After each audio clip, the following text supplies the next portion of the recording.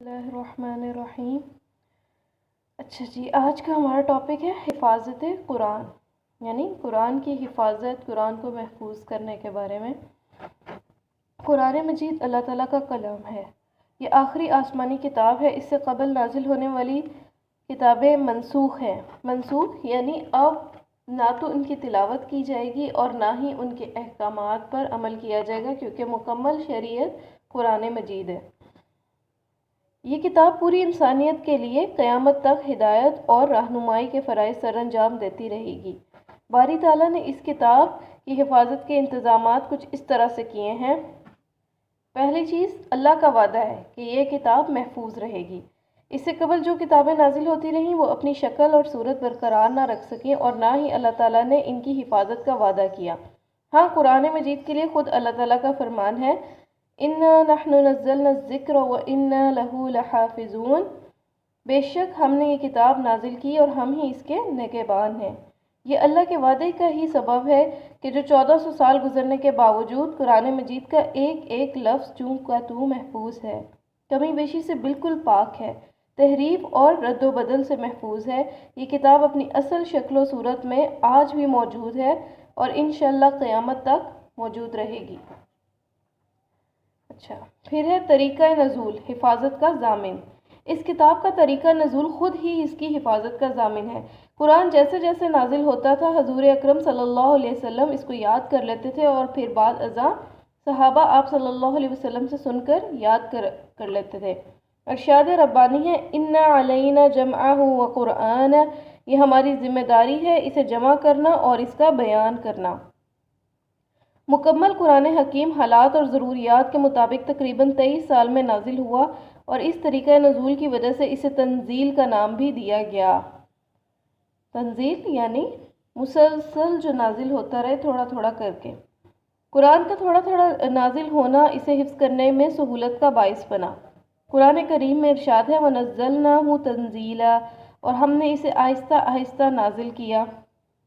طریقہ ضبط، جو طریقہ ضبط ہے یعنی ضبط تحریر میں لے آنا، ٹھیک ہے، لکھ لینا، اس کو اکٹھا کر لینا۔ جو پیچھے ہم نے جمع و تدوین کے والا ٹاپک پڑھا تھا، تو اس میں یہ بات تھی کہ صحابہ ساتھ ساتھ ان آیتوں کو سن کے لکھ لیا کرتے تھے۔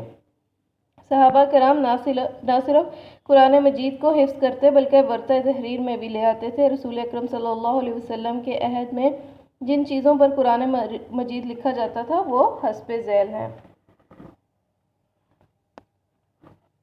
اونٹ کے شانے کی ہڈی، کھجور کے چوڑے پتے، خاص قسم کے سفید پتھر اور چمڑے وغیرہ پر لکھ کر محفوظ کر لیا گیا تھا، ٹھیک ہے۔ اور یہ بھی ہمیں پتا تھا کہ کاغذ پر بھی لکھا جاتا رہا ہے قرآن، لیکن کیونکہ کاغذ مہنگا تھا اور بہت سارے صحابہ اس کو افورڈ نہیں کر سکتے تھے، لیکن جو کر سکتے تھے انہوں نے کاغذوں پر بھی لکھا ہے۔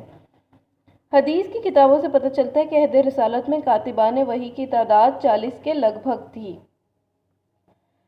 چوتھی بات جو ہے حفاظت میں، شوق حفظ قرآن۔ رسول اکرم صلی اللہ علیہ وسلم کے دور میں صحابہ کرام کو قرآن مجید حفظ کرنے کا بہت شوق تھا۔ حضور اکرم صلی اللہ علیہ وسلم اس شخص کو امام بناتے جس کو سب سے زیادہ قرآن حفظ ہوتا تھا۔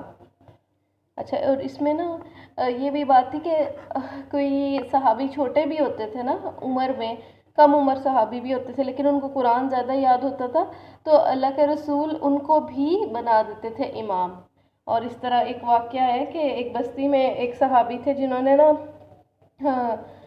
اپنے مطلب یعنی وہ چھوٹے تھے، اور اس وقت یعنی جب حالت کفر میں تھے تب بھی وہ نبی صلی اللہ علیہ وسلم کو قرآن پڑھتا سن کے نا انہوں نے یاد کر لیا ہوا تھا کافی حصہ، تو غالباً طائف سے تھے۔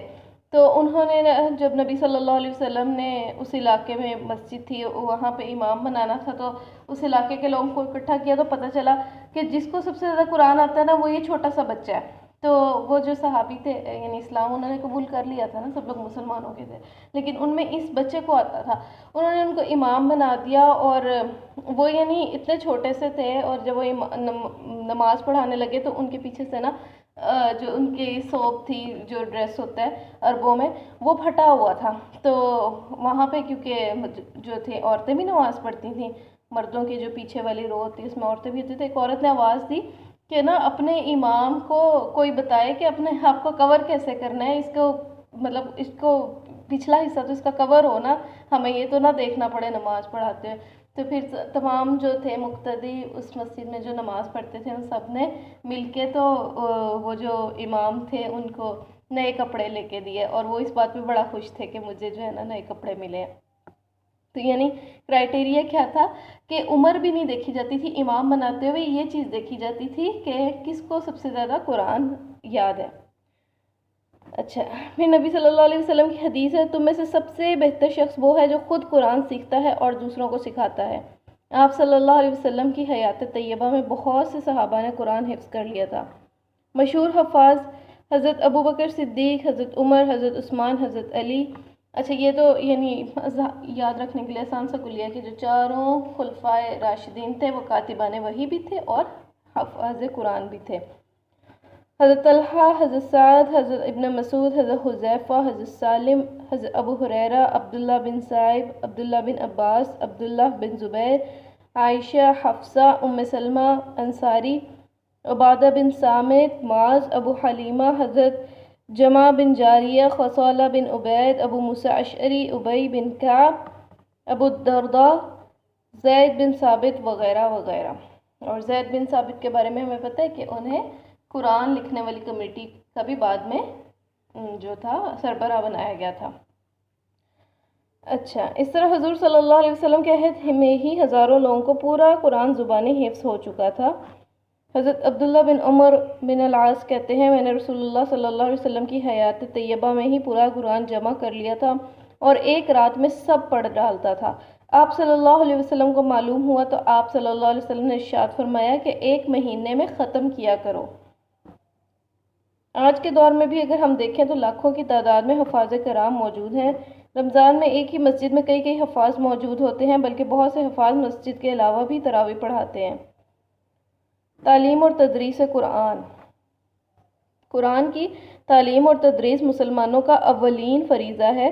اسلام کے آغاز میں ہی مسجد نبوی میں صفا کے نام سے ایک درسگاہ کا آغاز ہو چکا تھا، جس میں صحابہ کرام رضوان اللہ علیہم قرآن اور حدیث کی تعلیم دیتے تھے۔ صحابہ کرام کے بعد تابعین کے دور میں صحابہ کرام مختلف شہروں میں چلے گئے تھے اور اپنے اپنے مقام پر قرآن حدیث کی تعلیم دیتے تھے۔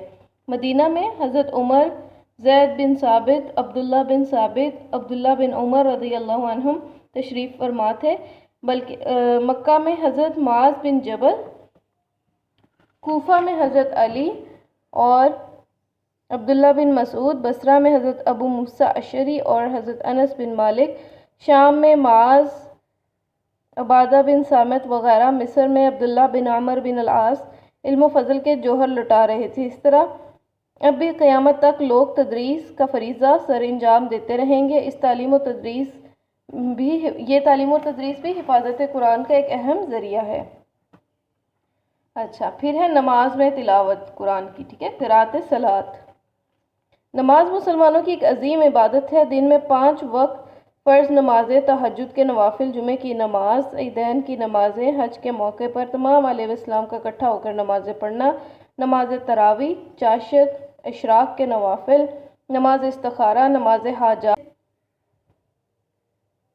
اچھا، تحیۃ المسجد، تحیۃ الوضو، خاص راتوں کے نوافل وغیرہ وغیرہ، پورے 24 گھنٹوں کی زندگی میں ایک جامع نظام دیا گیا ہے۔ ان نمازوں میں قرآن کا پڑھنا ضروری ہوتا ہے۔ یہ طریقہ بھی اس کتاب کے محفوظ ہونے کا ضامن ہے۔ پھر ہے علم تفسیر۔ اس علم کا آغاز عہد رسالت صلی اللہ علیہ وسلم میں ہی ہو چکا تھا۔ حضور صلی اللہ علیہ وسلم سب سے پہلے مفسر قرآن ہے۔ صحابہ کرام رضوان اللہ عنہم بھی قرآن کی تفسیر فرمایا کرتے تھے۔ تفسیر کا یہ فن اور علم اتنا مقبول اور عام ہوا کہ تقریباً دنیا کی ہر مشہور زبان میں اور ہر دور میں تفاسیر لکھی گئیں اور قیامت تک لکھی جاتی رہیں گی۔ کتب خانے، لائبریریاں تفاسیر سے پڑی ہیں اور اس فن کے سبب بھی یہ کتاب محفوظ اور مامون ہے۔ اچھا جی، قراءت اور تجوید۔ قرآن کو صحیح طور پہ قراءت کے ساتھ پڑھنا انتہائی ضروری ہے۔ قرآن حکیم کی صحیح تلاوت کے لیے اس فن کا سیکھنا بہت اہم ہے۔ مسلمانوں کے ہاں قراءت اور تجوید پر ایک مستقل فن ہے، جس کا آغاز بھی عہد رسالت میں ہوا اور آج تک مسلمانوں میں مقبول ہے۔ عہد رسالت میں حضرت زید بن ثابت، حضرت ابی بن کعب بہت مشہور قاری تھے۔ جب بھی باقاعدہ قرأت کے مقابلے ہوتے ہیں، اور اب بھی جو ہے نا مقابلے ہوتے ہیں، اور عالم اسلام میں بھی بڑی بڑی درسگاہیں قائم ہیں۔ اچھا میں اس میں کنفیوز ہو گئی تھی، حضرت ابی بن کعب کے بارے میں نا اللہ کے رسول نے کہا ہے کہ تو اس امت کے قاری ابی بن کعب ہیں۔ یہ ایک حدیث ہے مشہور نا، اس میں حضرت ابی بن کعب کے فضائل میں ہے کہ نبی صلی اللہ علیہ وسلم نے کہا کہ میری امت کے قاری ابی بن کعب ہیں۔ اچھا پھر 10 عربوں کا حافظہ۔ عربوں کا حافظہ اس وقت ساری دنیا میں مشہور تھا، جو بات ایک بار سنتے ساری عمر نہ بھولتے تھے۔ انہیں اپنے خاندان کے شجرہ نسب بلکہ اپنے جانوروں کے نسب بھی یاد رہتے تھے۔ اللہ تعالیٰ نے اس قوم میں یہ صلاحیت عطا فرمائی تھی، ان کی ذہانت ضرب المثل بن چکی تھی۔ ٹھیک ہے، اب یہ جو بات ہے پوائنٹس، یہ کس چیز کے تھے؟ حفاظت قرآن، اور ایک دفعہ ریوائز کر رہے ہیں۔ پہلی بات یہ کہ اللہ کا وعدہ ہے کہ اس نے اس کتاب کی حفاظت فرمانی ہے۔ دوسری بات طریقہ نزول، جس طرح تھوڑا تھوڑا کر کے نازل کیا گیا، ساتھ ساتھ لوگوں نے یاد کر لیا۔ پھر شوق بھی تھا بہت زیادہ، ٹھیک ہے، اس کے اتنے فضائل ہیں قرآن کو یاد کرنے کے۔ ہم نے پیچھے ایک لیسن میں یہ بات بتائی تھی کہ حدیث ہے نبی صلی اللہ علیہ وسلم کی کہ جو شخص جو ہے قرآن پڑھتا ہے، تلاوت کرتا ہے، اس کو یاد کرتا ہے، تو اللہ تعالیٰ قیامت کے دن اس کے والدین کو عزت کا تاج پہنائیں گے۔ پھر یہ کچھ مشہور صحابہ کے نام تھے جو انہوں نے جو ہے قرآن حفظ کیا تھا۔ تعلیم اور تدریس بھی ہوتی تھی قرآن کی، ٹھیک ہے، اور آج تک یہ سلسلہ جاری ہے۔ قرأت صلاۃ، نماز میں تلاوت کر کے جو ہے قرآن محفوظ ہے۔ علم اور تفسیر کے ذریعے اس کو محفوظ کیا گیا تھا۔ قرأت اور تجوید کے ذریعے، ٹھیک ہے، تجوید کسے کہتے ہیں کہ قرآن کا صحیح تلفظ کے ساتھ ادا کر کے پڑھنا۔ پھر عربوں کا جو حافظہ تھا وہ بھی ضرب المثل تھا، ٹھیک ہے۔ اشہد ان لا الہ الا انت استغفرک و اتوب الیک۔